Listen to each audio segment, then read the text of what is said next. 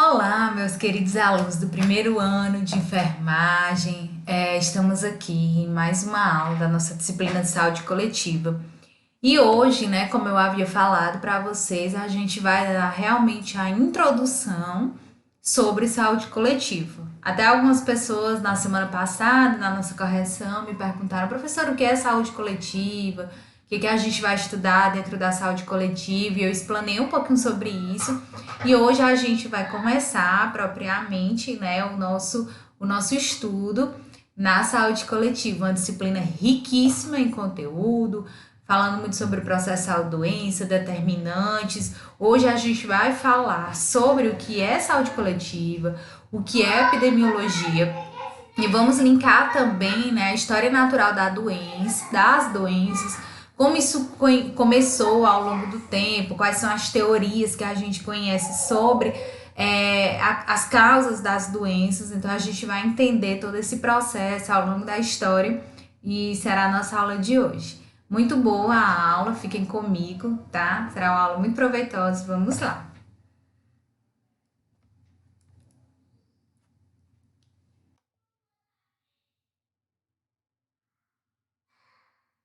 Pronto. A saúde coletiva, ela tem sido definida como um campo de saber e práticas, tá? É muito importante também que a gente entenda que a saúde coletiva, ela envolve também o fazer, ela envolve também as ações e práticas que pressupõem a compreensão da saúde como um fenômeno eminente, social, coletivo. O coletivo está relacionado a um grande número de pessoas, a uma determinada população, determinado historicamente também pelas condições e modo de vida, né? Modo de vida, quando a gente fala, né?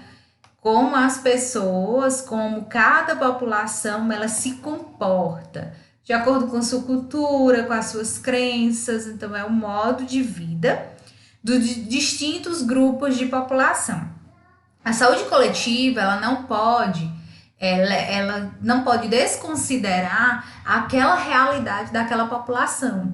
Então, em que realidade ela está inserida? E por que aqueles eventos epidemiológicos, por que aqueles eventos de doença, né, dentro desse processo de doença, por que foram alterados?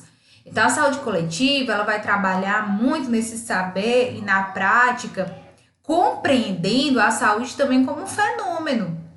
E esse fenômeno, ele está relacionado com o convívio, ele está relacionado com a sociedade, ele está relacionado com as condições, ele está relacionado também com o modo, o estilo de vida daquela população, tá? Então, é isso que a saúde coletiva em si, ela está, assim, preocupada em trazer, em proporcionar.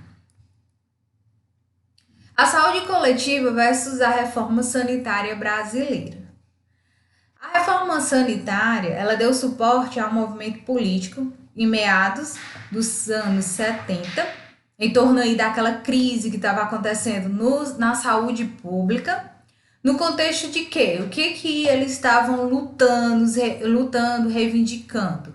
Luta pela democratização do país, que aí contribuiu para a reforma sanitária brasileira. Então, a saúde coletiva, ela começou a se preocupar, ela começou a analisar, ela começou a ver que a saúde da população, no geral, ela estava afetada. Afetada por quê? Pelas condições em que eles estavam inseridos, pelas condições em que eles estavam sendo submetidos dentro da sua realidade. Questão de saneamento básico, questão de renda baixa, questão de escolaridade. Então, tudo isso, ela vai afetar a saúde de uma população. A gente sabe que quanto maior o nível de escolaridade, maior informação, mais você tem informação, gera conhecimento, e o conhecimento faz com que você faça o autocuidado, né? Então, assim, tanto dos seus como dos vizinhos, tem um saneamento, uma casa, uma boa alimentação, então vai levando, né, a essas consequências. E aí a saúde coletiva, ela estava envolvida nesses saberes. envolvida em saber como a saúde da população, de uma população, está. E como a saúde de um grupo populacional, ela pode afetar um montante, o total de pessoas. A gente sabe disso, a gente vê até na questão do Covid, né, 19. Se afeta um grupo populacional, uma casa, vamos dizer assim, uma rua, ela querendo ou não, ela vai afetar de forma geral a cidade.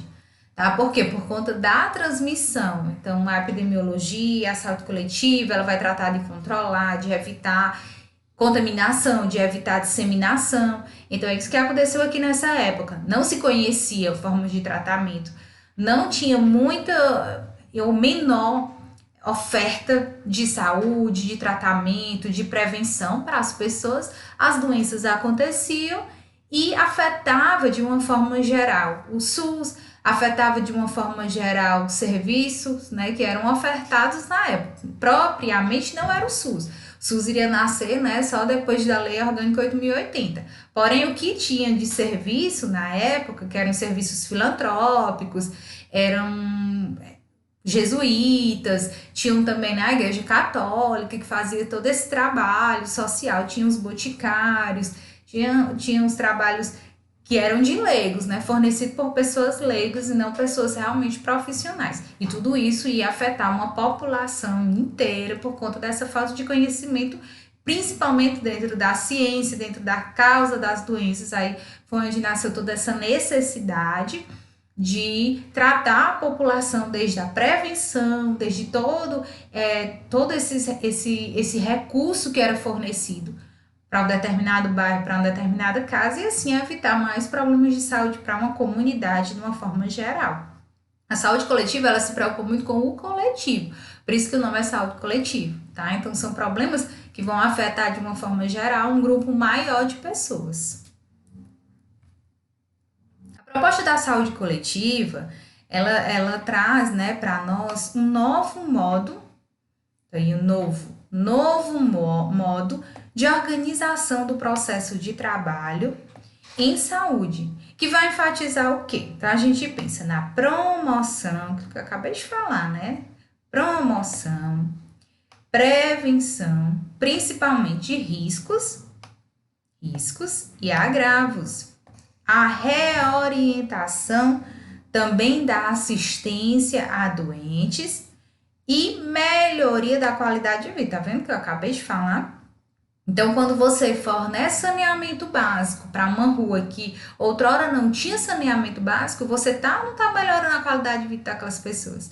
Se não tem água encanada e você fornece isso, você também tá melhorando a qualidade de vida das pessoas. É uma água potável, fornecimento de uma água potável também está trazendo melhoria na qualidade de vida. E quando também, né, tem a questão da reorientação da assistência à saúde, é preocupada principalmente com as pessoas que já estão doentes e como as pessoas que estão doentes estão recebendo o tratamento com base no que a ciência já sabe sobre aquela doença. Então, quando você reorienta, organiza um tratamento para aquele doente, você já vai proporcionar o tratamento para ele baseado no que já existe.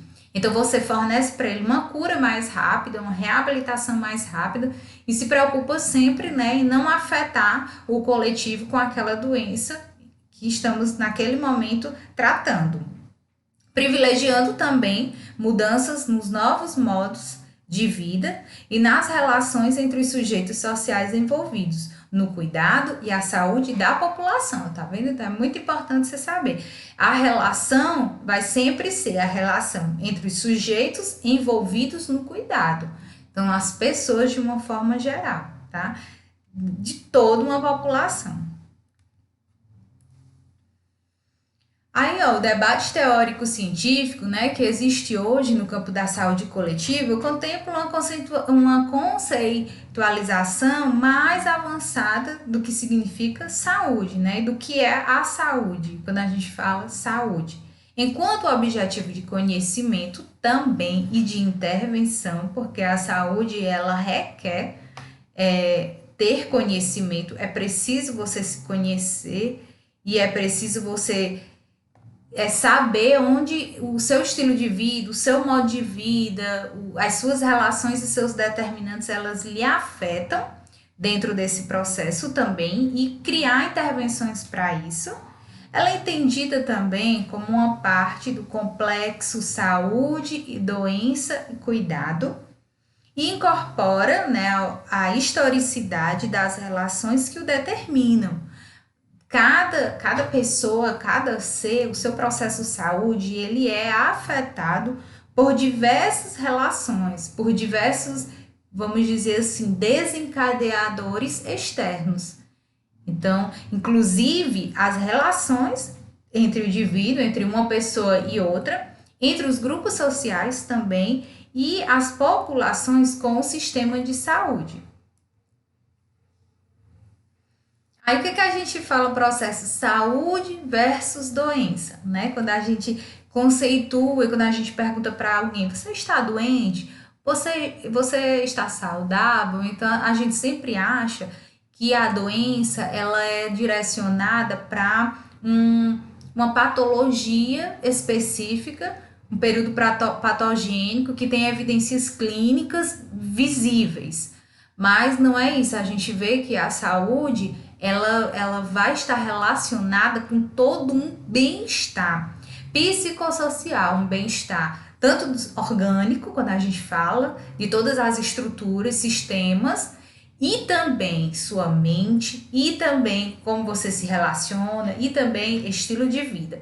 Então tá envolvido aí lazer, tá envolvida a prática de exercício físico, tá envolvida aí a sua mente, você se sentir bem com você mesmo.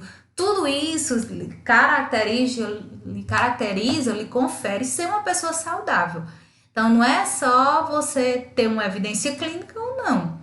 Em todos os aspectos, até a espiritualidade, ela também entra dentro da nossa saúde, nos manter saudáveis.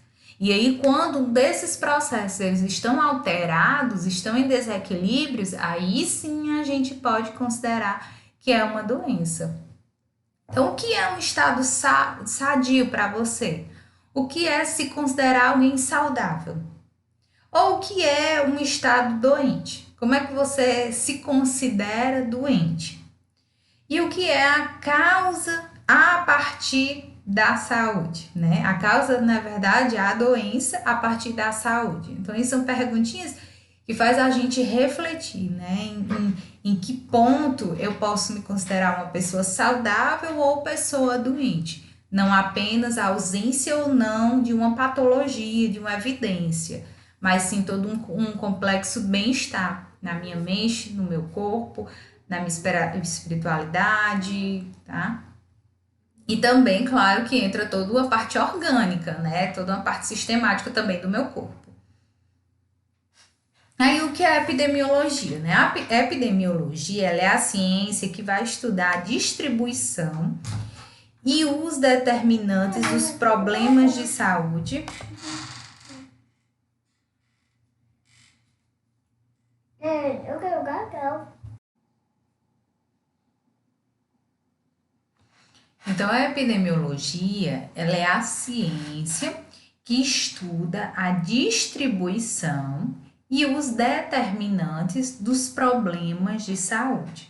Então, ela vai avaliar o que? Os fenômenos e os processos que estão associados, tá, a esse problema que está afetando a saúde de uma população.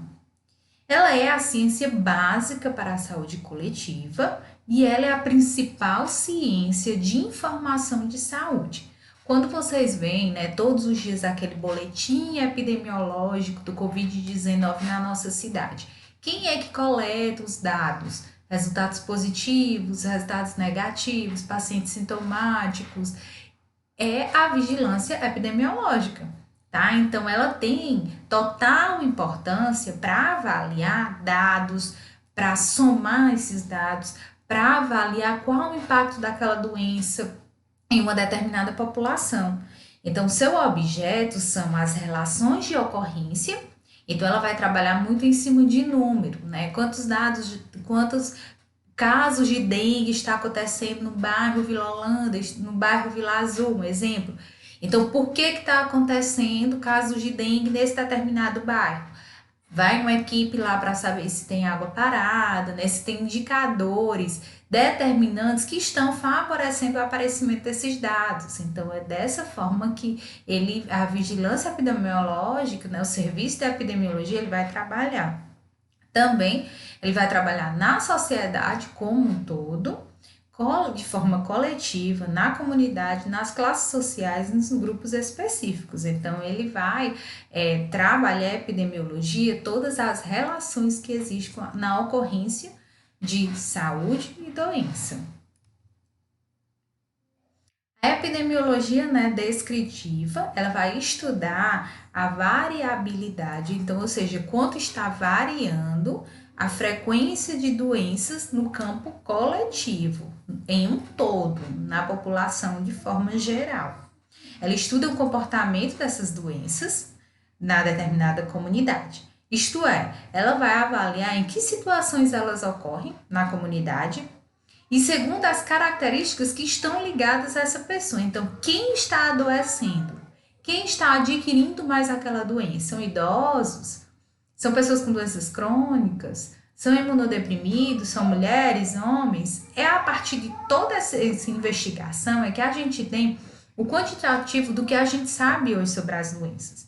Então, quando chegaram àquele resultado, Covid-19, ele é mais preocupante, ele está acometendo pessoas de forma mais grave, pessoas que têm duas doenças crônicas, duas comorbidades, pessoas idosas. Então, como eles chegaram a esse resultado? Não foi do nada, né? A epidemiologia, ela esteve envolvida para avaliar quem pegava mais o Covid-19, quem era acometido de forma mais grave. Então, de repente, o Covid no adolescente e no idoso. Existia diferença na forma como a doença ia se proliferar, como a doença ia se manifestar de forma grave ou não, tá? Então, esse processo é a epidemiologia que está trabalhando. Ela vai trabalhar na ocorrência das doenças, quem está sendo acometido daquela doença, em que local, em que espaço físico, então onde ele residia, onde estava essa pessoa, o tempo também, e fornecendo sempre elementos importantes para se decidir que as medidas de prevenção e controle estão mais indicadas para o problema. Então, ao passo que ela investiga isso, ela também indica, né, ela pode criar medidas de prevenção e de controle. A epidemiologia, quando começou os casos de Covid-19, a gente ouvia falar quem é suspeito está com sintomas respiratórios que foi para fora do país. Então, os primeiros casos eram pessoas que tinham viajado para outros países que estavam em surtos, né? Estavam aí começando os casos. Depois, a gente já via a epidemiologia avisando, olha, o Covid-19 ela tem uma transmissão comunitária, então já está passando dentro do país de uma pessoa para outra. Então, eu corro o risco de pegar e não necessariamente eu vou viajar, eu vou para a Itália, né? Eu vou para algum país. Por quê? Porque já está no nosso país, né? Então, a epidemiologia ela vai trabalhar isso. Quem está pegando, onde, que território, de que maneira aquela doença ela vai ser mais prevalente, se no sexo masculino, se no sexo feminino, se idoso, se adolescente, se criança, tá? Então, a epidemiologia ela trabalha todos esses aspectos, porque envolve principalmente ações de prevenção. Tá? Então, aí descobre-se, a ciência descobre que ela é transmitida por gotícula. Então, eu adoto a medida de usar a máscara, medida de prevenção. Para quê? Para evitar, né, uma epidemia. Aí a vigilância epidemiológica, que eu já citei até o exemplo, né? Segundo a Lei Orgânica 8.080, a vigilância epidemiológica ela vai ser definida como um conjunto de ações que proporciona. Ele tem que ter conhecimento, detecção, né? Vai detectar algo, ou a prevenção de qualquer mudança nos fatores determinantes ou condicionantes da saúde individual. Quando a gente fala de determinantes, é tudo que pode causar uma mudança no seu estado de saúde. O determinante relacionado com uma causalidade, como um fator para eu adoecer, ele é diferente do seu. Tá? Porque cada pessoa tem um modo de vida, tem um estilo de vida e tem também os ambientes, os determinantes sociais que envolve o grupo populacional. Por exemplo, alguém que mora próximo ao lixão. Ela tem essas pessoas que moram próximo ao lixão, são pessoas contêm um determinante, já que é o lixão, falta de saneamento, falta de higiene, que já vai proporcionar ou vai afetar a sua vida saudável. Então, aquelas pessoas é um grupo populacional para ter uma incidência maior de doenças respiratórias, dentre outras doenças. Já aquela pessoa que mora numa rua asfaltada, que tem saneamento, que tem água potável, que não tem lixão, ela já não tem a presença desse determinante social. Porém, ela é uma pessoa obesa, come muito, não faz atividade física, já existe outros determinantes que podem afetar o seu processo de doença. Tá? Então, os determinantes que afetam a minha vida, ela é diferente do seu. Cada realidade, cada estilo de vida, cada comunidade, ela tem um determinante diferente. E os determinantes são causas. A gente vai ter uma aula só sobre isso, né? Falando só sobre os determinantes, tá? Com a finalidade de reconhecer ou adotar as medidas de prevenção e controle das doenças, tá? Então, essa assim, a maior, vamos dizer assim, missão da vigilância epidemiológica, é controlar, né, e adotar medidas de prevenção para que essas doenças elas não se tornem algo de relevância nacional ou até municipal. Aí, na década de 1950, a expressão vigilância epidemiológica ela passou a ser aplicada no controle das doenças transmissíveis, né, na década de 50, para designar uma série de atividades que eles faziam naquela época, né, sobre uma subsequente etapa de ataque à campanha de erradicação da malária, né. Na época houve um surto da malária, não se conhecia muito sobre a malária, e aí esse grupo de doenças, que eram chamadas de controle de doenças transmissíveis, ele foi aí reformulado para vigilância epidemiológica, vindo a designar uma das suas fases constitutivas. Originalmente, né, a expressão significava a observação sistemática e ativa de casos suspeitos ou confirmados das doenças transmissíveis e de seus contatos. Olha só, tá? A gente acha parecido, né, com o que a gente já vive hoje. Tá vendo? Em cada momento da história, isso aconteceu com uma doença nova. Tá? Então, a gente via isso. Pessoas sintomáticas, isolamento das pessoas comunicantes, como essa doença se transmitia, de que maneira podia ser evitada, tá? De acordo com o estudo, com maiores informações sobre a doença, foram se adotando medidas de prevenção.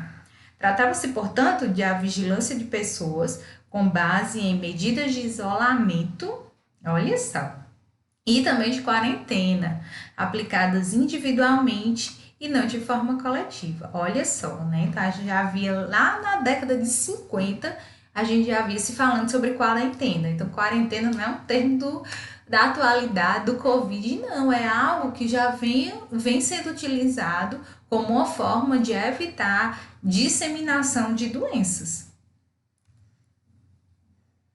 Aí, ó, é uma frase muito linda, né? Na verdade, são frases falando um pouquinho sobre a saúde e doença, de uma monografia que foi escrita pela Maria Cecília de Souza Minayo, e o tema do trabalho dela é Saúde e Doença, uma concepção popular da etiologia. Eu vou ler aqui para vocês. Aí as pessoas falam muito assim, ó.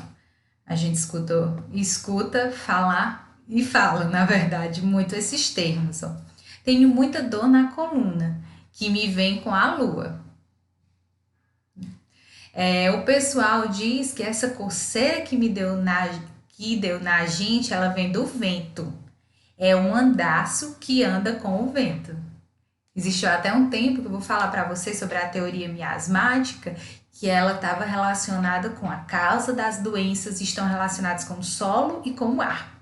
Então, as doenças eram basicamente ocorridas, oriundas do solo e do ar. Minha perna incha e dói por causa do calor. Mas essa doença minha eu peguei porque trabalhava num lugar frio e úmido.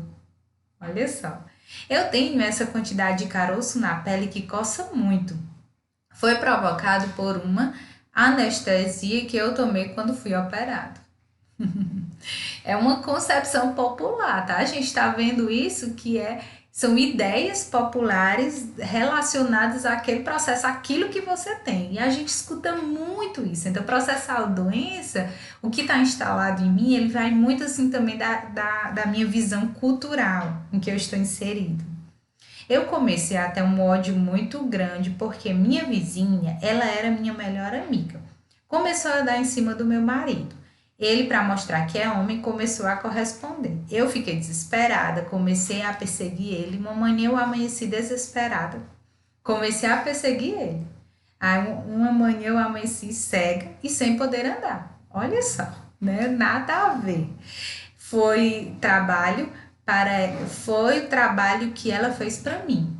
Mas como minha mãe é mãe de santo, ela tirou, mas não devolveu porque eu não quis. Só aí eu enxerguei e andei outra vez. Tá? Então a gente vê aí muita questão de eu tenho essa doença porque alguém colocou e me lançou em mim, né? Sou doente por causa de um trabalho que fizeram contra mim. Então tem essa cultura também associada à causa das doenças.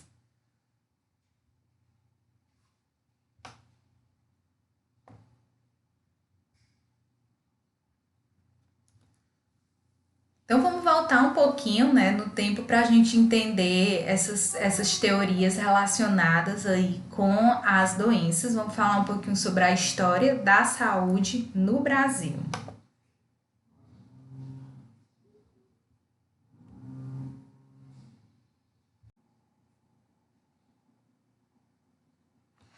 Então a epidemiologia, ela é a ciência que estuda a distribuição e os determinantes dos problemas de saúde. Então, ela vai avaliar o que? Os fenômenos e os processos que estão associados, tá, a esse problema que está afetando a saúde de uma população. Ela é a ciência básica para a saúde coletiva e ela é a principal ciência de informação de saúde.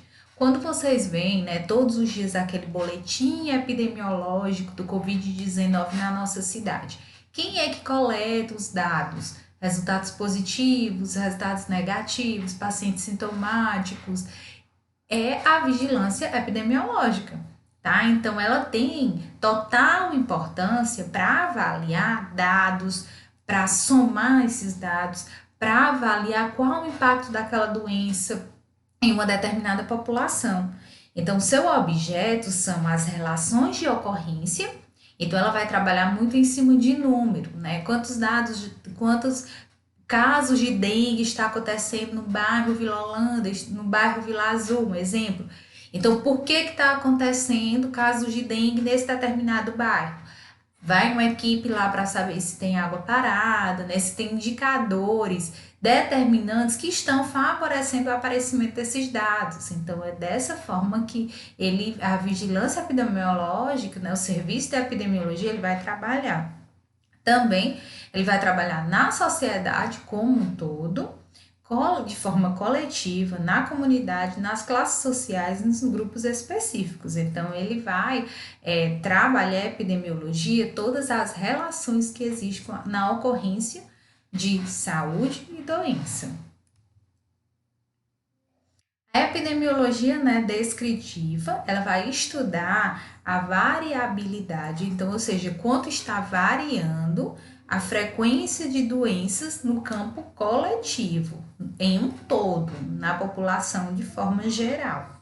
Ela estuda o comportamento dessas doenças na determinada comunidade. Isto é, ela vai avaliar em que situações elas ocorrem na comunidade, e segundo as características que estão ligadas a essa pessoa. Então, quem está adoecendo? Quem está adquirindo mais aquela doença? São idosos? São pessoas com doenças crônicas? São imunodeprimidos? São mulheres, homens? É a partir de toda essa investigação é que a gente tem o quantitativo do que a gente sabe hoje sobre as doenças. Então, quando chegaram àquele resultado, Covid-19, ele é mais preocupante, ele está acometendo pessoas de forma mais grave, pessoas que têm duas doenças crônicas, duas comorbidades, pessoas idosas. Então, como eles chegaram a esse resultado? Não foi do nada, né? A epidemiologia ela esteve envolvida para avaliar quem pegava mais o Covid-19, quem era acometido de forma mais grave. Então, de repente, o Covid no adolescente e no idoso. Existia diferença na forma como a doença ia se proliferar, como a doença ia se manifestar de forma grave ou não, tá? Então, esse processo é a epidemiologia que está trabalhando. Ela vai trabalhar na ocorrência das doenças, quem está sendo acometido daquela doença, em que local, em que espaço físico, então, onde ele residia, onde estava essa pessoa, o tempo também, e fornecendo sempre elementos importantes para se decidir que as medidas de prevenção e controle estão mais indicadas para o problema. Então, ao passo que ela investiga isso, ela também indica, né, ela pode criar medidas de prevenção e de controle. A epidemiologia, quando começou os casos de Covid-19, a gente ouvia falar quem é suspeito tá com sintomas respiratórios que foi para fora do país. Então, os primeiros casos eram pessoas que tinham viajado para outros países que estavam em surtos, né? Estavam aí começando os casos. Depois, a gente já via a epidemiologia avisando, olha, o Covid-19 ela tem uma transmissão comunitária, então já está passando dentro do país de uma pessoa para outra. Então, eu corro o risco de pegar e não necessariamente eu vou viajar, vou para a Itália, né? Eu vou para algum país. Por quê? Porque já está no nosso país, né? Então, a epidemiologia ela vai trabalhar isso. Quem está pegando, onde, que território, de que maneira aquela doença ela vai ser mais prevalente, se no sexo masculino, se no sexo feminino, se idoso, se adolescente, se criança, tá? Então, a epidemiologia ela trabalha todos esses aspectos, porque envolve principalmente ações de prevenção. Tá? Então, aí descobre-se, a ciência descobre que ela é transmitida por gotícula. Então, adota a medida de usar a máscara, medida de prevenção. Para quê? Para evitar, né, uma epidemia. Aí a vigilância epidemiológica, que eu já citei até o exemplo, né? Segundo a Lei Orgânica 8.080, a vigilância epidemiológica ela vai ser definida como um conjunto de ações que proporciona. Ele tem que ter conhecimento, detecção, né? Vai detectar algo, ou a prevenção de qualquer mudança nos fatores determinantes ou condicionantes da saúde individual. Quando a gente fala de determinantes, é tudo que pode causar uma mudança no seu estado de saúde.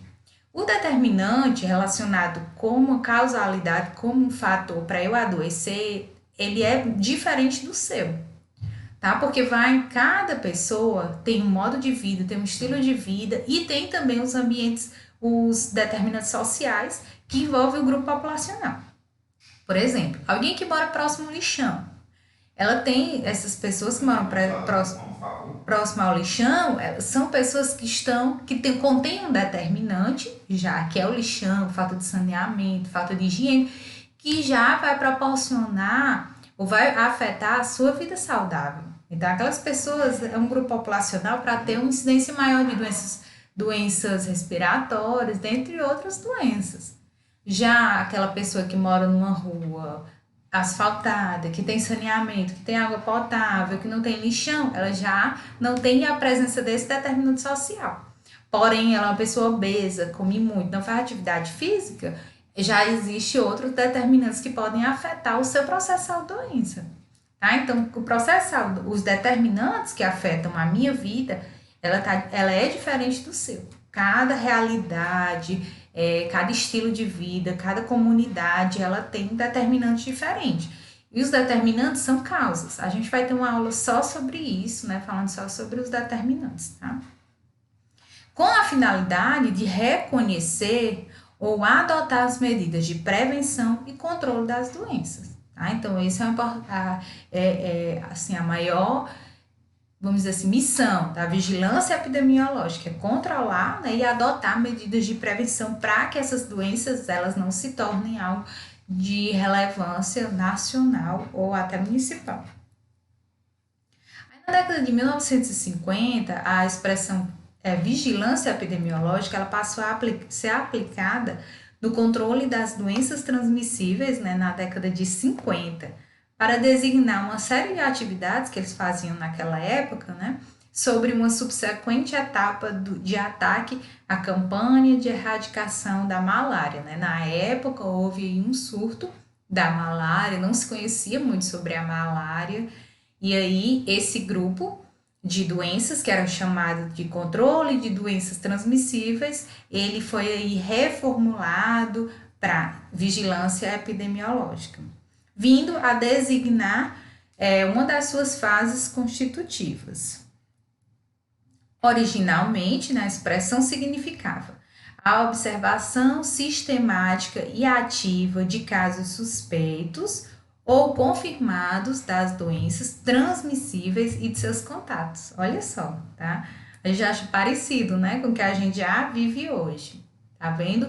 Em cada momento da história, isso aconteceu com uma doença nova. Tá? Então a gente via isso. Pessoas sintomáticos, isolamento das pessoas comunicantes, como essa doença se transmitia, de que maneira podia ser evitada, tá? De acordo com o estudo, com maiores informações sobre a doença, foram se adotando medidas de prevenção. Tratava-se, portanto, de a vigilância de pessoas com base em medidas de isolamento, olha só, e também de quarentena, aplicadas individualmente e não de forma coletiva. Olha só, né? Então, a gente já havia lá na década de 50, a gente já havia se falando sobre quarentena. Então, quarentena não é um termo da atualidade do Covid, não. É algo que já vem sendo utilizado como uma forma de evitar disseminação de doenças. Aí, ó, é uma frase muito linda, né? Na verdade, são frases falando um pouquinho sobre a saúde e doença, de uma monografia que foi escrita pela Maria Cecília de Souza Minayo, e o tema do trabalho dela é Saúde e Doença, uma concepção popular da etiologia. Eu vou ler aqui para vocês. Aí as pessoas falam muito assim, a gente escuta falar e fala, na verdade, muito esses termos. Ó. Tenho muita dor na coluna, que me vem com a lua. O pessoal diz que essa coceira que deu na gente, ela vem do vento. É um andaço que anda com o vento. Existiu até um tempo que eu vou falar para vocês sobre a teoria miasmática, que ela estava relacionada com a causa das doenças, estão relacionadas com o solo e com o ar. Então, as doenças eram basicamente ocorridas, oriundas do solo e do ar. Minha perna incha e dói por causa do calor. Mas essa doença minha eu peguei porque trabalhava num lugar frio e úmido.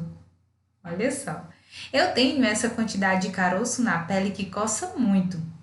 Foi provocado por uma anestesia que eu tomei quando fui operado.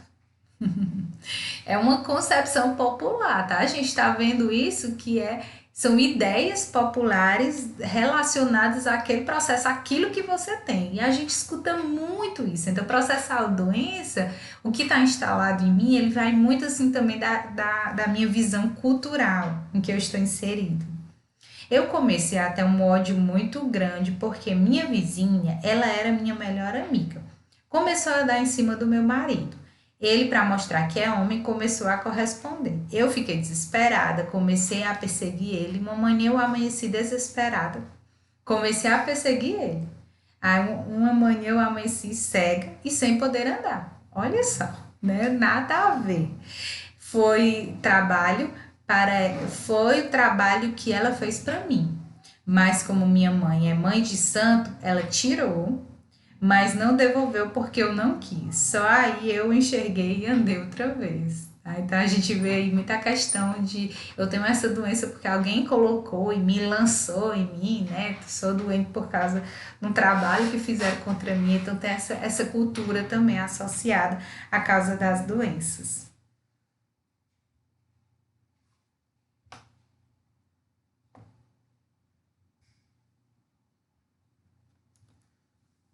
Então vamos voltar voltar um pouquinho, né, no tempo para a gente entender essas teorias relacionadas aí com as doenças. Vamos falar um pouquinho sobre a história da saúde no Brasil.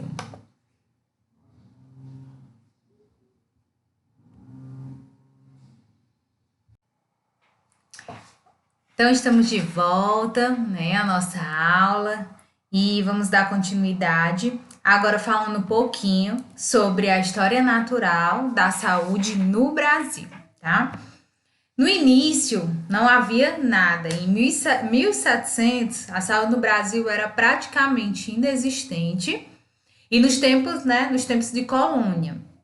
Então, o modelo exploratório nem pensava nessas coisas, em doenças, em pandemias, em epidemias. O pajé, com suas ervas e contos, e os boticários, eles viajavam pelo Brasil colônia e eram as únicas formas de assistência à saúde. Então, quando a gente para pensar, o que era que tinha, professora, de doença nessa época, ninguém se preocupava muito com isso. Quando surgia alguma doença, se procurava os pajés, né, com suas misturas naturais para trazer a cura, tá? Para se ter uma ideia, em 1789, havia no Rio de Janeiro apenas 4 médicos. Então aí olha só, né, como era a realidade, nosso país, né, sendo desbravado, as pessoas chegando, né, de Portugal, nos navios. Então era basicamente assim a realidade. Em 1800, aí chega a família real, né, portuguesa, e aí as necessidades da corte, eles forçaram a criação de 2 escolas de medicina no país. Olha só que interessante, né? Então começa a ter aqui 2 escolas de medicina no país, o Colégio Médico Cirúrgico, no Real Hospital Militar da cidade de Salvador e a Escola Cirúrgica também do Rio de Janeiro. E foram essas as únicas medidas governamentais até a República.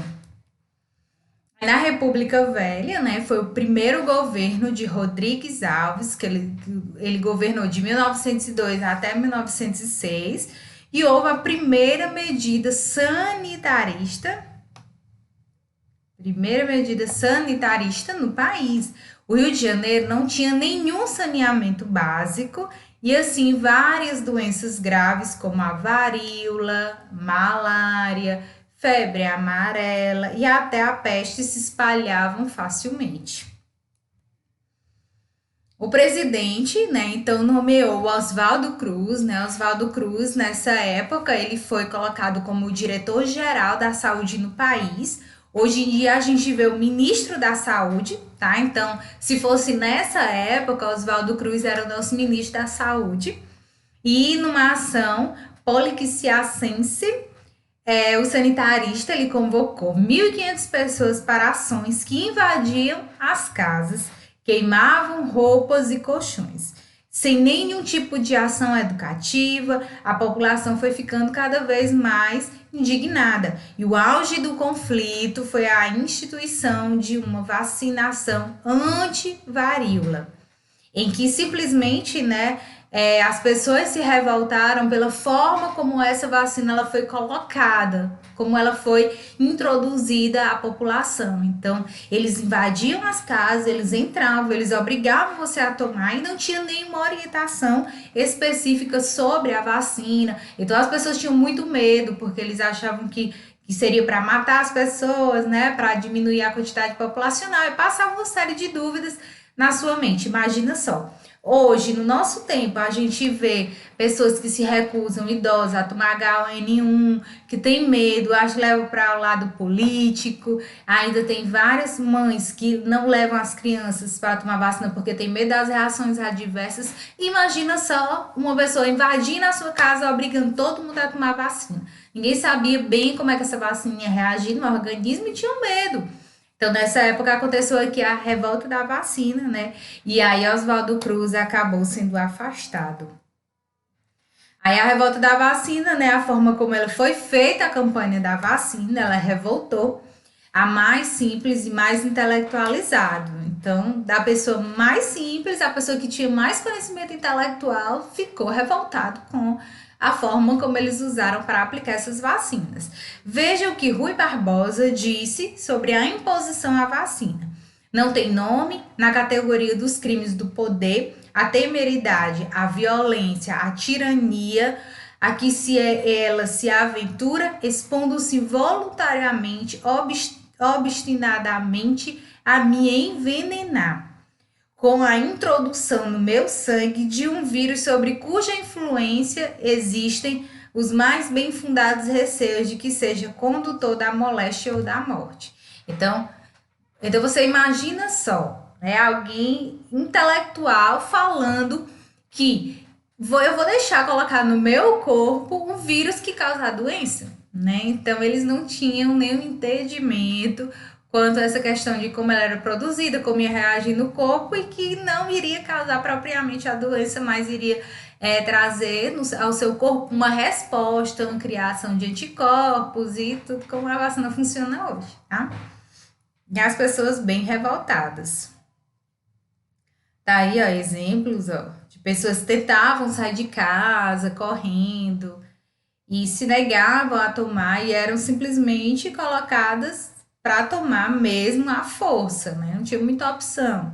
E nem tinha, vamos dizer, orientações, nada do que a gente vê hoje nessa época não tinha. Tá aí, né, várias charges que fizeram na época com Oswaldo Cruz também. E aí, né, apesar do fim conflituoso, o sanitarista, né, conseguiu resolver parte dos problemas e colher muitas informações que ajudaram seu sucessor, então Carlos Chagas, a estruturar uma campanha rotineira de ação e educação sanitária. Aí na Lei 6.229, em 1975, foi criado o Sistema Nacional de Saúde. Ele foi o precursor, né, que a gente diz assim, precursor para o SUS. Foi instituído aí uma assistência à saúde com validade em todo o território nacional, sendo que esta criação foi um embrião inicial para a ideia do SUS, que surgiria algumas décadas depois. Então tá aí, né, em 1975. Aí aconteceu a reforma sanitária, que foi na década de 70, como forma de oposição também à técnica e política ao regime militar, sendo abraçado por outros setores da sociedade, também partidos de oposição naquela época. Por exemplo, o Movimento Demográfico Brasileiro, que hoje é o atual partido do Movimento Democrático Brasileiro, tá? Eles reivindicavam por mais saúde, mais condições, né, mais acesso, mais médicos, mais hospitais, disponibilidade de tratamento, de medicações, voltado realmente à saúde pública e a manter, né, fazer com que tivesse mais resolutividade dentro da questão da ótica da saúde.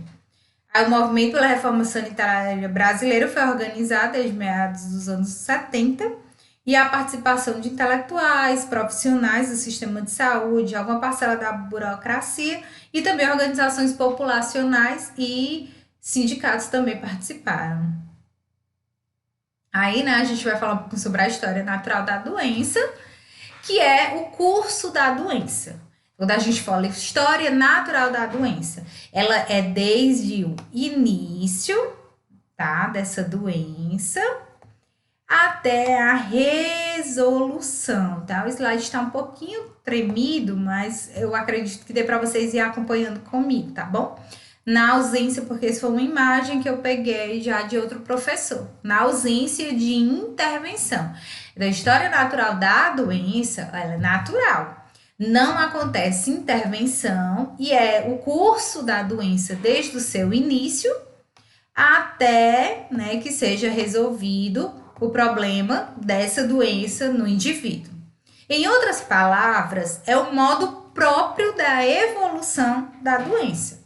Toda doença ela tem um processo, tá bom? Quando ela deixa de seguir o seu próprio curso. O início, como é que a gente entende por esse início? O que é esse início, professor? Esse início é a exposição de um agente a um hospedeiro. eu tenho um agente que causa a doença e eu vou ter um hospedeiro para poder começar a ter realmente uma doença. Então, o início é esse hospedeiro, ele é suscetível a um agente que vai causar essa doença. O hospedeiro, ele tem que ser suscetível. Nem todo hospedeiro, ele desenvolve doença. Até algumas pessoas, né, pegam o Covid, não ficam assintomáticos. Já tem outras pessoas que pegam o vírus e tem um sintoma mais intenso, um sintoma mais forte, precisa de hospitalização, de oxigenoterapia, enfim. Eu tinha um hospedeiro suscetível e tinha um agente causador da doença, que era o vírus, tá? Então, para dar início, eu preciso ter essas duas partes se encontrando. Um agente causador e um hospedeiro suscetível, tá? É importante você entender isso. E aí, esse término, professora, como é que, né, o que eu entendo pelo término da doença? O término é a recuperação do paciente, pode ser uma deficiência, né? O paciente fica com sequelas, a gente para pensar no AVC. Então, o paciente pôde, né, se recuperar em parte, mas ficou sequelado. Então, ele ficou com alguma deficiência. Às vezes, um paciente que ficou sem deambular, ficou acamado, ficou paralítico. Então, são esses casos. Ou óbito. Então, existem três, vamos dizer assim, três términos, né? Três desenrolar da história dessa doença. Ao longo, né, dessa doença no seu organismo. Primeiro, você vai ficar bom. É nosso objetivo maior enquanto profissional da área da saúde, é desejar que o paciente fique bom. Mas, às vezes, ele fica debilitado, ele fica com alguma deficiência, e outras vezes uma parcela dessa população, ela vai a óbito. É o que a gente tem visto no Covid-19, né? Algumas pessoas têm tido uma recuperação bem satisfatória, a maioria delas, uma parcela da população tem ido a óbito, e na Covid, ela não causa nenhuma deficiência, tá? Não se sabe ainda nenhuma deficiência, nenhuma sequela. Porém, né, algumas pessoas relatam até perda de paladar, perda do apetite, não sente o gosto, não sente o cheiro, perde o olfato, mas aí não chega a ser uma deficiência. Porém, durante muito tempo pode apresentar essa anormalidade. Nenhum estudo ainda disse quando isso pode voltar, né, esses sintomas. Normalizar cheiro e gosto. Então, vamos lá. As doenças, né, existiram vários modelos, várias teorias para explicar de onde vieram as doenças, né, e o que causava as doenças. A gente viu durante muito tempo um modelo unicausal. O que é unicausal? Ó, quando a gente vê esse termo aqui, cadê minha caneta? Onde é que ela tá? Cheia. Pronto. Quando você vê o termo uni veio de quê? De único, né? Então, a gente para pensar. Né? Apenas uma causa.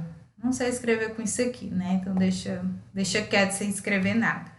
Então, uma causa, quando a gente para pensar, uni se refere a uma causa, tá? Algo bem interessante também é entender que essa teoria unicausal, ela veio de quê? De uma teoria mágico-religiosa, tá? Que a teoria, ela tinha um fundo emocional, tinha um fundo religioso, espiritual. A teoria também dos miasmas, que era a teoria miasmática, que ela dizia que as doenças eram causadas por agentes que estavam no ar ou no solo. Teoria do contato ou do contágio. Então, se você entrasse em contato com alguém, você ficava doente. Só considerava isso, tá? Então, você pegou, você já ficou doente. Então, essa foi a causa de você adoecer, porque você entrou em contato com alguém. Teoria dos germes, né, ou bacteriológica. Então, você entrou em contato com alguma bactéria, com germe, e você adoeceu. Então, existe somente uma causa para essa doença. É o modelo unicausal, tá bom? Então, uma causa, um efeito. Tá aqui, ó. Eu tenho um agente causador e ele vai causar um efeito dentro do meu organismo, que vai ser a doença. Então, eu vou ter o hospedeiro e vou ter o meu agente, tá bom? O agente é aquele que vai causar a doença e o meu hospedeiro é um indivíduo que vão se encontrar e vai desenvolver uma doença. Já no modelo multicausal, nessa teoria, ela foi, vamos dizer assim, sendo desvalorizada, para um modelo, uma evolução nessas causas das doenças e foi implantado um modelo multicausal, uma teoria da multicausalidade. E o que é essa teoria, professora? Multi. Aí a gente se refere a quê? Várias, o quê?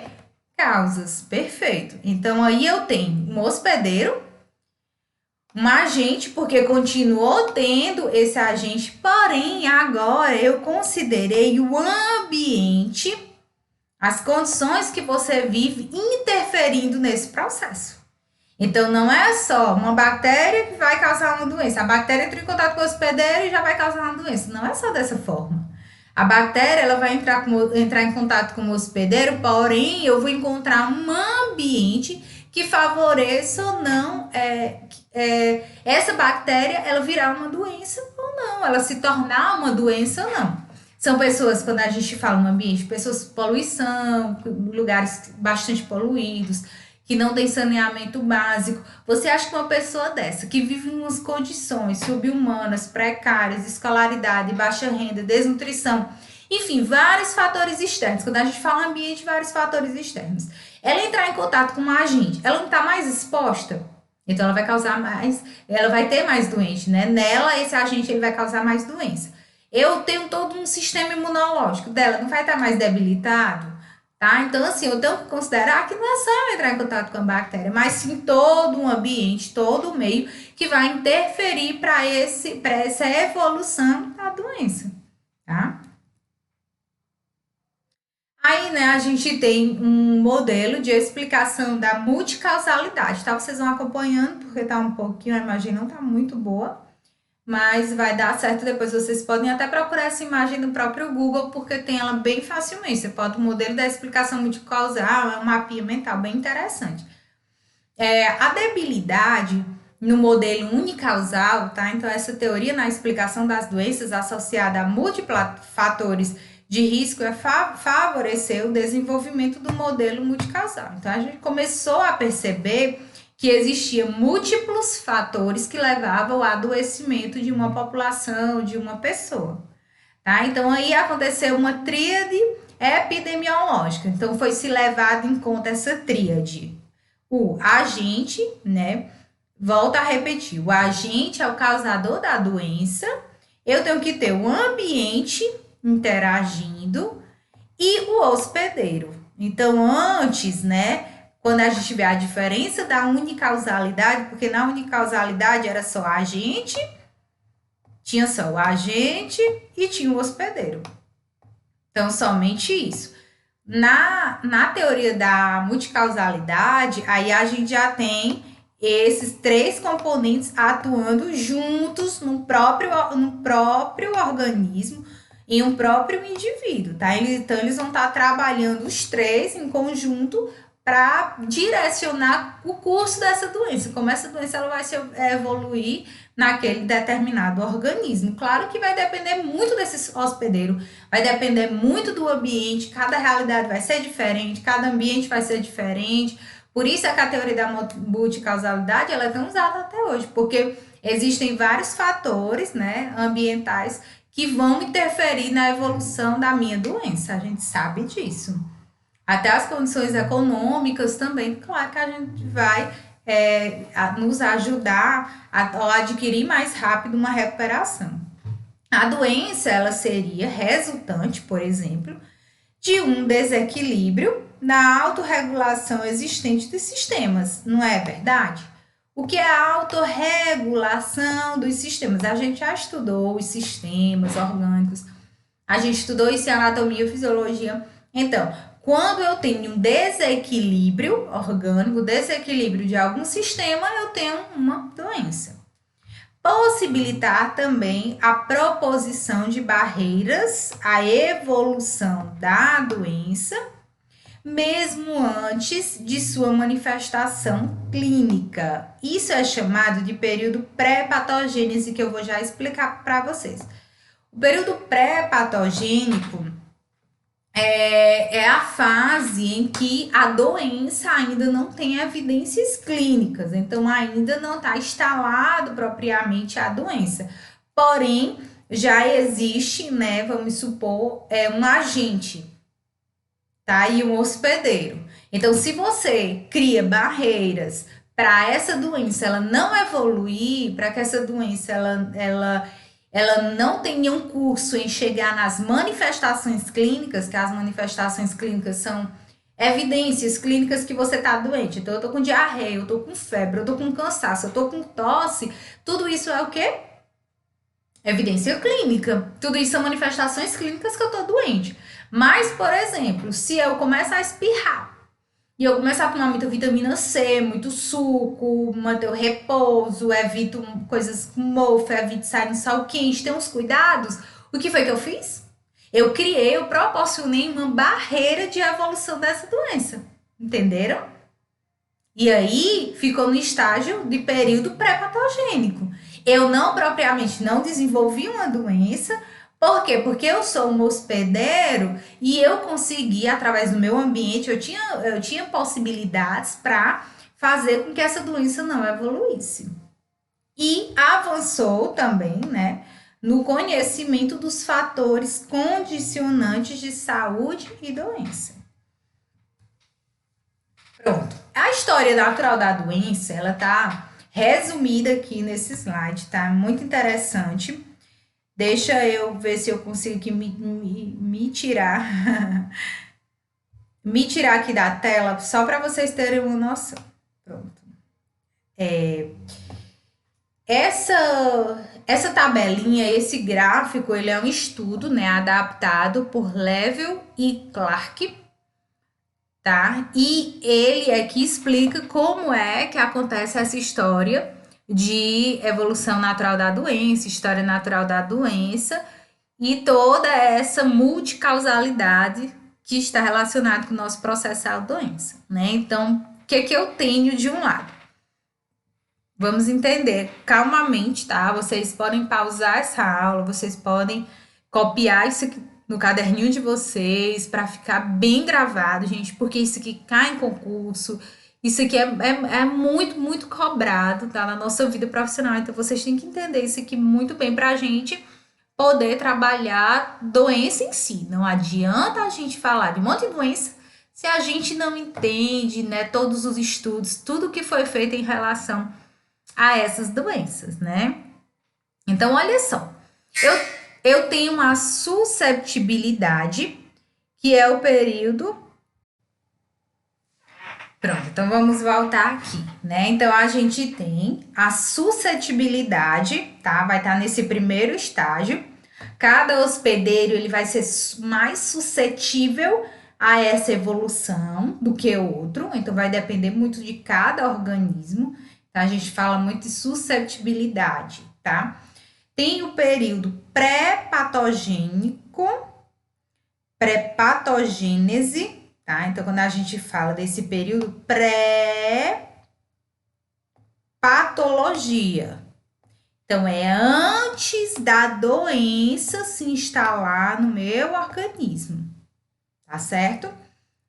Depois desse período pré-patogênese, ele vai evoluindo, ele chega na fase clínica. A fase clínica é a patogênese ou a doença já instalada, tá? E aí eu posso evoluir para morte, posso evoluir para uma invalidez, ou vou evoluir para uma recuperação, tá? Existem essas três possibilidades, que é o que eu falei para vocês já, tá bom? Então, a fase pré-clínica, depois do período pré-patogênese, eu entro numa fase pré-clínica. E aí, depois dessa fase pré-clínica, que não é uma fase de evidência clínica, que você não tem necessidade ainda de ir para um hospital, você não tem queixas aparentes, visíveis sobre essa doença, porém, o seu corpo já vai dando um sinal de que você vai adoecer.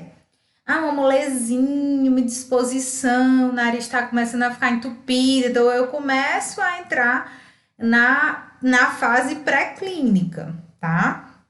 E aí depois a doença, né, precoce, ela é discernível, então ela é vista. ela é notória, ela é notável, tá? Eu tô com febre, eu tô com dor na barriga, eu tô com diarreia, eu tô com vômito. Então, ela é identificável, é a doença, né?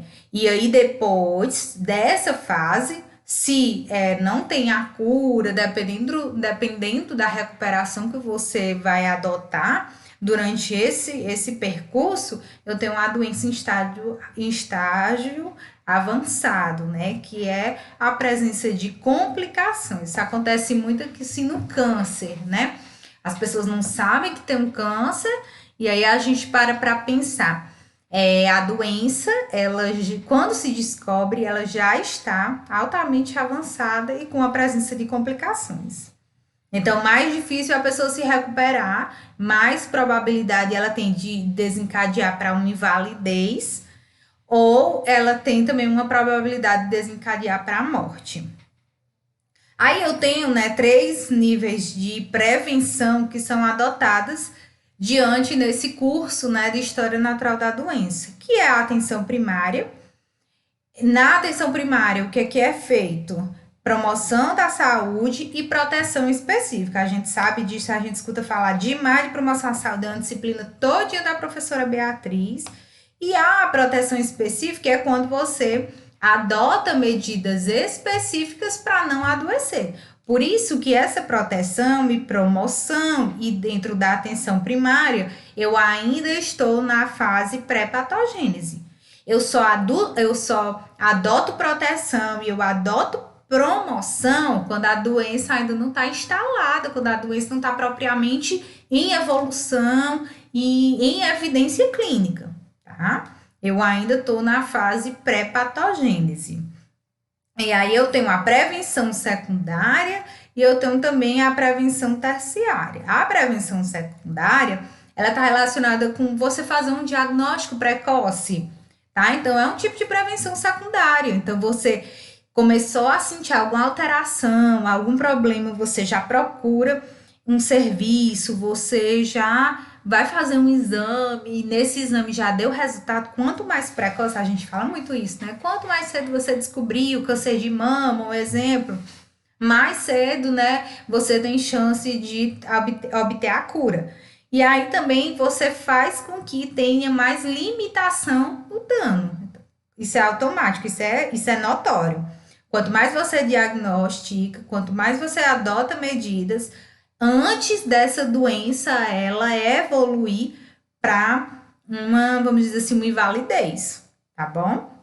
E na prevenção terciária, aí a gente vê a questão da convalescência, né? O paciente ele tem a necessidade de realizar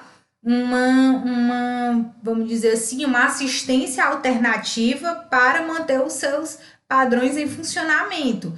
Andar, então precisa de uma fisioterapia, precisa de um fonoaudiólogo, porque está com a fala comprometida. Então, é essa fase em que você procura recursos, né, alternativos, porque você está convalescendo e você está com, vamos dizer assim, com complicações em decorrência dessa doença, e aí você precisa reabilitar aquele organismo, reabilitar aquele paciente. Tá? Então, dessa forma, você está adotando medidas de prevenção terciária.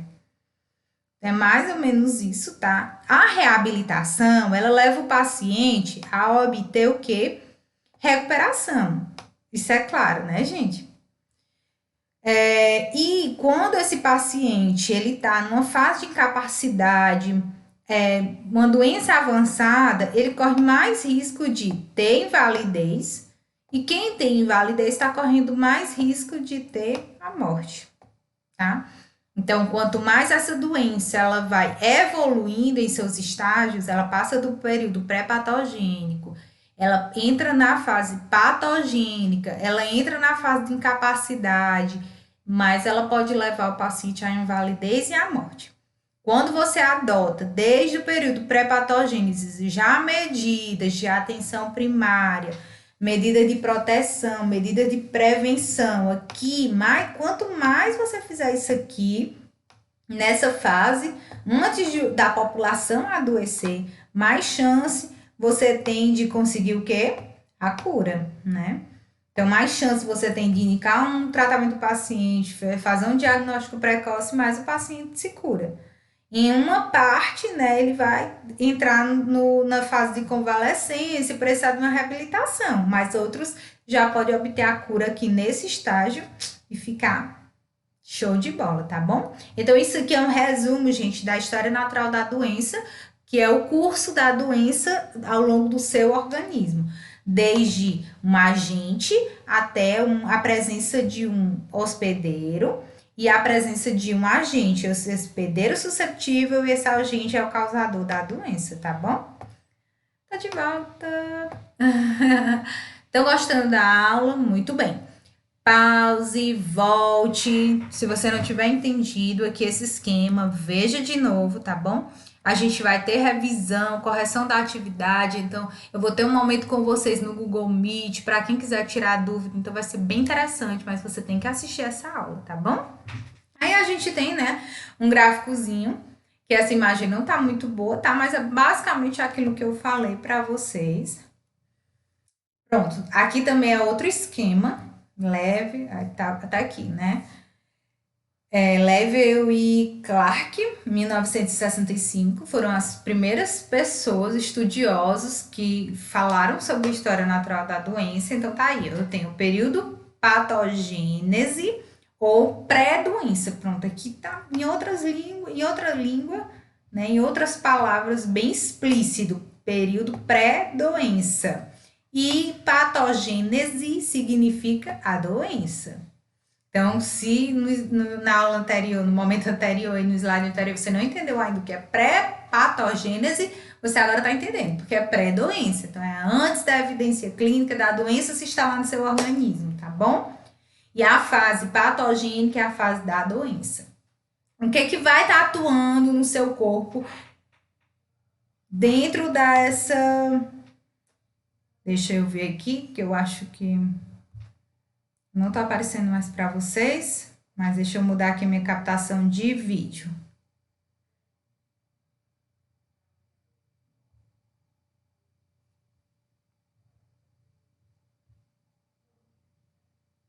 Só um instante.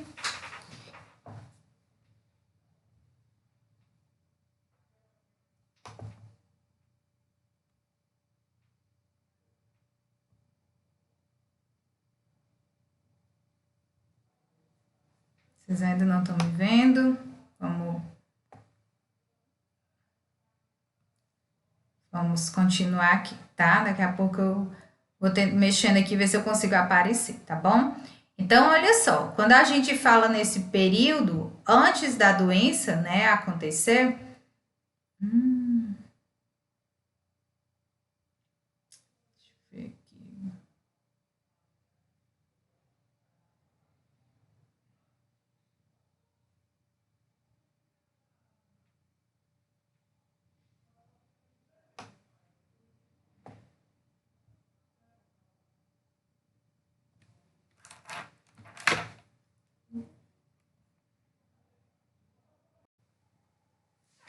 Pronto, então vamos voltar aqui, né? Então a gente tem a suscetibilidade, tá? Vai estar nesse primeiro estágio. Cada hospedeiro ele vai ser mais suscetível a essa evolução do que o outro, então vai depender muito de cada organismo. Então a gente fala muito de suscetibilidade, tá? Tem o período pré-patogênico, pré-patogênese, tá? Então, quando a gente fala desse período pré-patologia, então é antes da doença se instalar no meu organismo, tá certo? Depois desse período pré-patogênese, ele vai evoluindo, ele chega na fase clínica. A fase clínica é a patogênese ou a doença já instalada, tá? E aí eu posso evoluir para morte, posso evoluir para uma invalidez ou vou evoluir para uma recuperação, tá? Existem essas três possibilidades que é o que eu falei para vocês já. tá bom? Então, a fase pré-clínica, depois do período pré-patogênese, eu entro numa fase pré-clínica. E aí, depois dessa fase pré-clínica, que não é uma fase de evidência clínica, que você não tem necessidade ainda de ir para um hospital, você não tem queixas aparentes, visíveis sobre essas doenças, porém, o seu corpo já vai dando um sinal de que você vai adoecer. Ah, uma molezinha, uma disposição, o nariz está começando a ficar entupido, então eu começo a entrar na fase pré-clínica, tá? E aí depois a doença, né, precoce, ela é discernível, então ela é vista, ela é notória, ela é notável, tá? Eu tô com febre, eu tô com dor na barriga, eu tô com diarreia, eu tô com vômito. Então ela é identificável, é a doença, né? E aí depois dessa fase, se não tem a cura, dependendo da recuperação que você vai adotar, durante esse percurso, eu tenho uma doença em estágio avançado, né? Que é a presença de complicações. Isso acontece muito aqui sim no câncer, né? As pessoas não sabem que tem um câncer, e aí a gente para pensar. A doença, quando se descobre, ela já está altamente avançada e com a presença de complicações. Então, mais difícil a pessoa se recuperar, mais probabilidade ela tem de desencadear para uma invalidez, ou ela tem também uma probabilidade de desencadear para a morte. Aí eu tenho, né, 3 níveis de prevenção que são adotadas diante desse curso, né, de História Natural da Doença, que é a atenção primária. Na atenção primária, o que é feito? Promoção da saúde e proteção específica. A gente sabe disso, a gente escuta falar demais de promoção da saúde, é uma disciplina todinha da professora Beatriz. E a proteção específica é quando você adota medidas específicas para não adoecer. Por isso que essa proteção e promoção e dentro da atenção primária, eu ainda estou na fase pré-patogênese. Eu só adoto proteção e eu adoto promoção quando a doença ainda não está instalada, quando a doença não está propriamente em evolução e em evidência clínica, tá? Eu ainda estou na fase pré-patogênese. E aí eu tenho a prevenção secundária e eu tenho também a prevenção terciária. A prevenção secundária, ela está relacionada com você fazer um diagnóstico precoce, tá? Então, é um tipo de prevenção secundária. Então, você começou a sentir alguma alteração, algum problema, você já procura um serviço, você já vai fazer um exame, e nesse exame já deu resultado. Quanto mais precoce, a gente fala muito isso, né? Quanto mais cedo você descobrir o câncer de mama, um exemplo, mais cedo, né, você tem chance de obter a cura. E aí também você faz com que tenha mais limitação no dano. Isso é automático, isso é notório. Quanto mais você diagnostica, quanto mais você adota medidas, antes dessa doença ela evoluir para uma, vamos dizer assim, uma invalidez, tá bom? E na prevenção terciária, aí a gente vê a questão da convalescência, né? O paciente ele tem a necessidade de realizar vamos dizer assim, uma assistência alternativa para manter os seus padrões em funcionamento.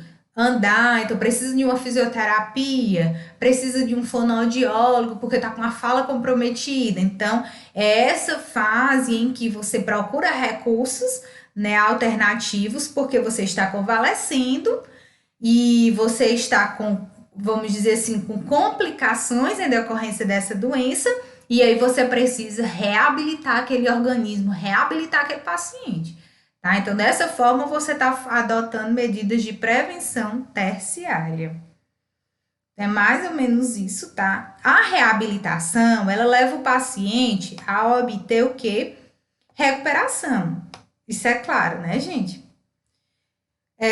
E quando esse paciente, ele está numa fase de incapacidade, uma doença avançada, ele corre mais risco de ter invalidez, E quem tem invalidez está correndo mais risco de ter a morte, tá? Então, quanto mais essa doença ela vai evoluindo em seus estágios, ela passa do período pré-patogênico, ela entra na fase patogênica, ela entra na fase de incapacidade, mas ela pode levar o paciente à invalidez e à morte.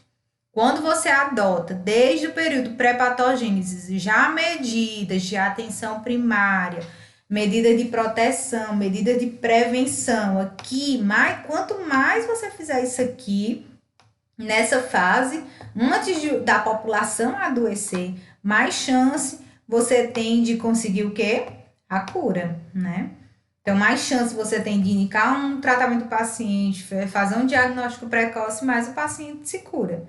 Em uma parte, né, ele vai entrar na fase de convalescência, precisar de uma reabilitação, mas outros já podem obter a cura aqui nesse estágio e ficar show de bola, tá bom? Então, isso aqui é um resumo, gente, da história natural da doença, que é o curso da doença ao longo do seu organismo. Desde um agente até a presença de um hospedeiro, e a presença de um agente, esse hospedeiro susceptível, e esse agente é o causador da doença, tá bom? Tá de volta. Estão gostando da aula? Muito bem.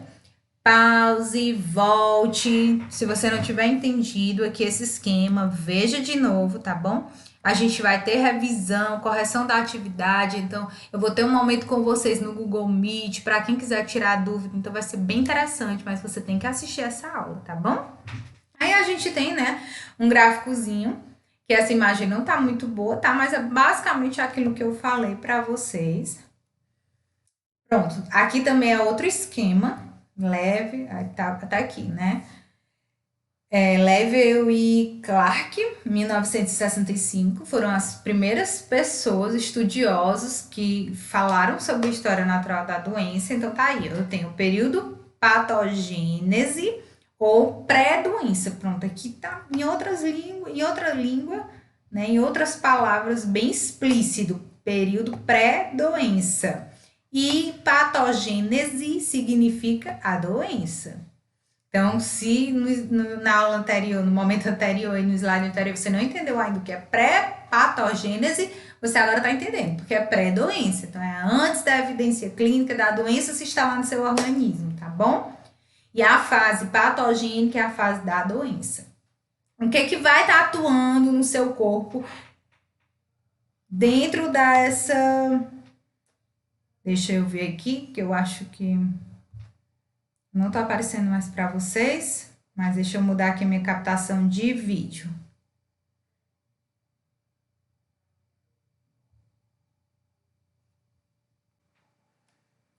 A gente está finalizando aqui, eu não consegui mais ligar a minha câmera, mas vamos só continuar aqui, tá? O período pré-patogênese, vocês vão olhando bem para a tela.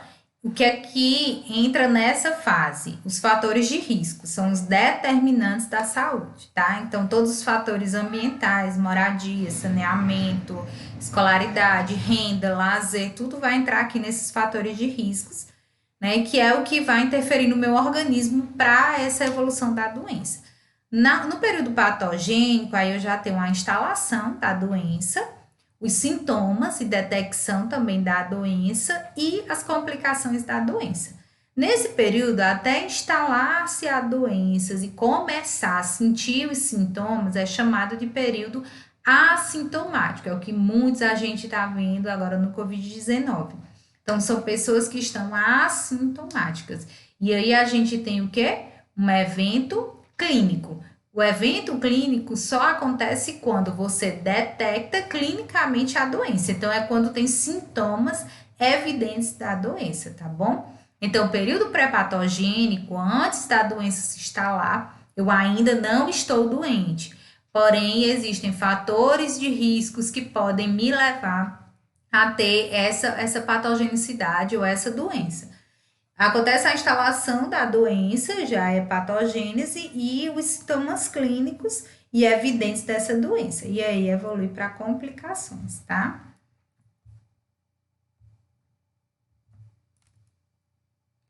Aí, quais são os fatores que vão interferir, isso que eu acabei de falar, nesse período pré-patogênico? São os fatores socioeconômicos, são os fatores sociopolíticos, fatores socioculturais e fatores psicossociais. Então, grupos sociais que são privilegiados estão menos sujeitos a ações de fatores ambientais e estimulam também a ocorrência de certas doenças com incidência maior nos economicamente desprivilegiados. A gente sabe disso, né, gente? Infelizmente, os fatores socioeconômicos, eles vão andar de mão dadas com a prevalência de doenças. As decisões políticas também, a participação concedida e a valorização da cidadania, a participação comunitária efetivamente exercida, a transparência das ações e acesso à informação também vai interferir, a gente sabe disso. Preconceitos também nos fatores socioculturais, hábitos culturais também, as crendices, quando a gente fala o bebê recém-nascido, coloca-se muita. Um paciente que eu já vi, coloca borra de café para cicatrizar o umbigo. Tá? Isso é crendices e a gente sabe que isso pode causar até complicações mais sérias no recém-nascido. Uma pessoa já que não tem essas crenças em hábitos culturais, não vai fazer isso. Comportamentos também e valores, isso vai sendo passado de geração, né, por geração, valendo também como fatores pré-patogênicos que vão contribuir para a difusão e para a manutenção da doença. Tem pessoas que não querem ir para o médico, que acham que só tomando um chazinho com limão, comendo um alho vai ficar bom, né? Então, tudo isso vai estar direcionado a uma evolução de doença com mais complicação. A questão da marginalidade, a gente sabe, pessoas que moram em favela, alto índice de criminalidade também. A falta de apoio no contexto social, condições de trabalho, promiscuidade também. Transtornos econômicos, falta de cuidado materno na infância, carência afetiva de ordem geral e outros.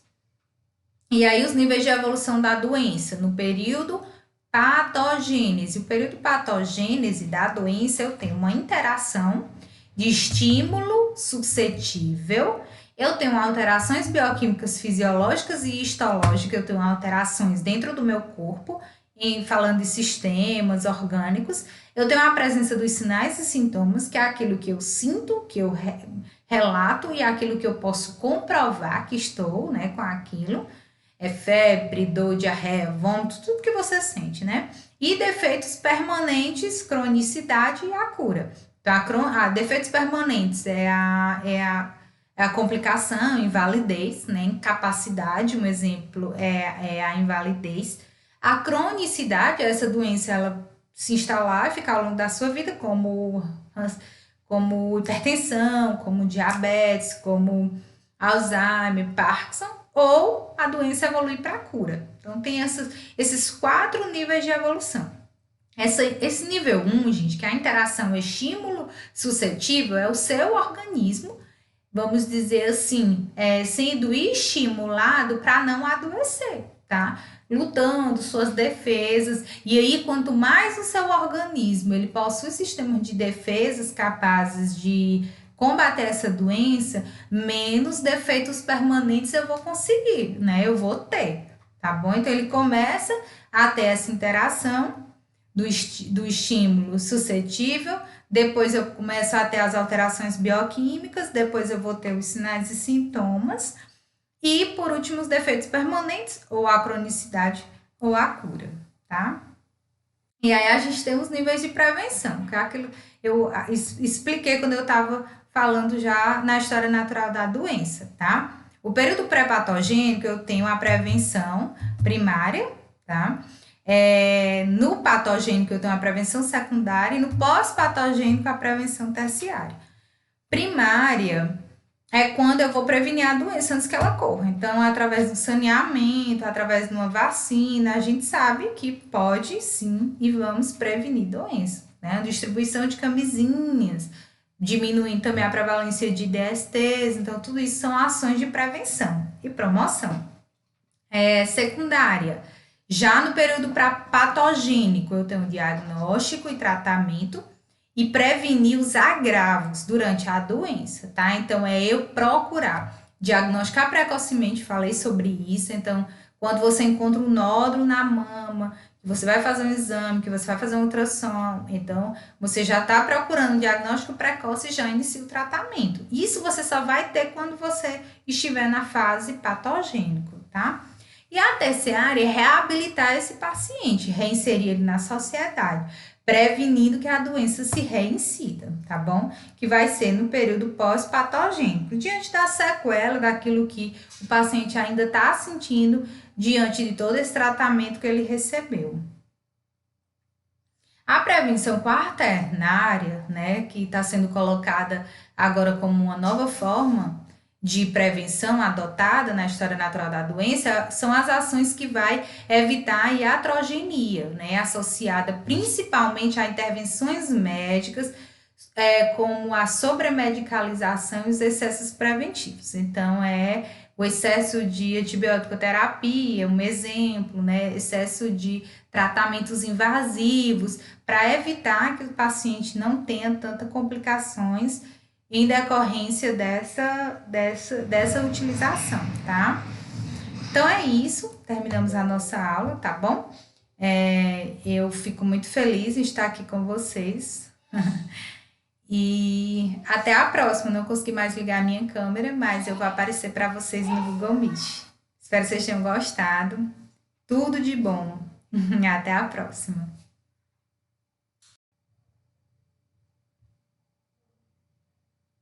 Só um instante.